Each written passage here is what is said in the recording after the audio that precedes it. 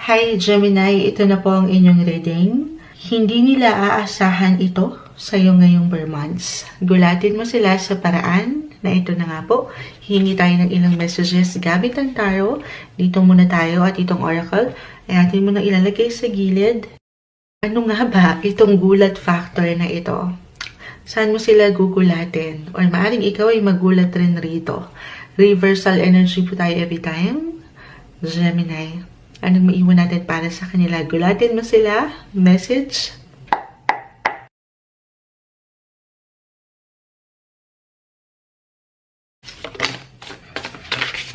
Okay, ito na.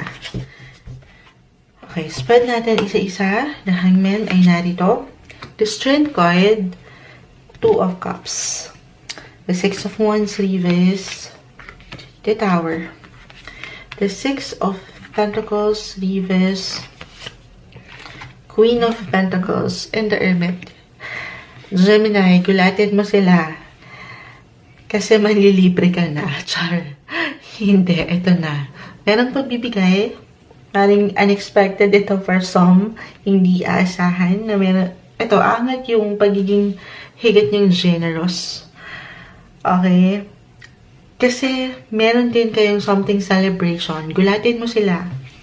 Dahil, ayun na nga, magpapakain ka. Merong poety. Gulatin mo sila. Meron kang isa-celebrate. Gulatin mo sila when it comes to your love life or relationship. Meron akong nakikitang dito. Andito kasi strength card. Merong paglalim ng connection. Gulatin mo sila. May love life ka na. Or gulatin mo sila. Ikakasal ka. O ikakasal ka na. Ngayong bare months, why not? Merong pag-angat yung expression rin. Okay, kung paano nyo ipinaparamdam or pinaparating ang inyong pagmamahal. Pero iba-iba rin naman tayo ng love language. Sabi ko nga po, maaring ito ay sa paraan nyo kung paano kayo magbibigay. So, gulatin mo sila sa superpower mo. This bare month, Strength card, King of Pentacles, aangat ang iyong galing, especially kung meron kayong negosyo or trabaho, regardless, career-wise, okay? Meron tayong magandang potential sa part na yan. Gulatin mo sila, mapopromote ka na. Gulatin mo sila sa angking galing o talino mo na kakaiba or maaring hindi ito inaasahan ng ilan sa iyong katrabaho. Aangat, okay, yung inyong galing. Yung natural na abilidad sa inyong buhay paggawa. For some of you, higit na, yun nga, provider, mas magiging open-minded sa ilang sitwasyon. Pero para sa ilan, maaaring magulat sila na higit mo na lang munang pipiliin ang maging hindi, mapag-isa.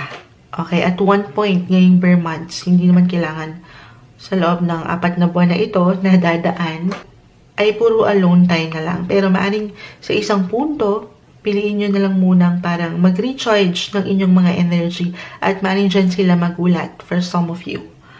Kasi nga, bubuuin nyo yung lakas. Hahanapin nyo yung space na parang kakailanganin ng ilan sa inyo this bare months. At dito maaring maging low-key or higit na private or even secretive ang ilan. At maaring dyan sila magulat sa inyo, Gemini, bilang, kayo yung mga air signs, communicator, open-minded as I've mentioned. Pero this time, at one point, ulitin ko, maaring maramdaman nila o makita nila, magulat sila na bakit ganun siya ngayon, si Gemini. Parang medyo low ang energy at nais na lang munang hindi masyadong magparating or magpahayag ng iyong sarili. Pero, yun lang naman. Magre-recharge ka lang, especially kung meron kang ilang kailangang iproseso sa inyong isipan. Isang bagay na magandang magagawa mo, Gemini. At kapag ready ka na, fully charged ka na, marahil dito higit na angat yung love, yung pag-spark ng inyong mga love life. Okay? Positive possibilities ang nakikita natin when it comes to your career and relationship sector. Okay, gulatin mo sila, Gemini, kasi mas mahaba na ngayon ang iyong pasensya or haba ang iyong pasensya ngayong bare months. Okay, eto na nga. Yung strength, yun yung pinaka-umangat. Yung kalakasan nyo. Gulatin nyo sila. Kahit pa parang ang dami yung ginagawa, ang dami yung, sabi ko nga kayo yung mga provider, breadwinners especially. Pero, nananatili yung lakas. At dyan, maaring mamamangha. Hindi lang sila magugulat, pero ma-amaze rin sila sa yung strength or pinapakitang lakas. Okay, final words. Gemini, gulatin mo sila. Message. Okay. Gulatin mo sila dahil makakamit mo ang hustisya.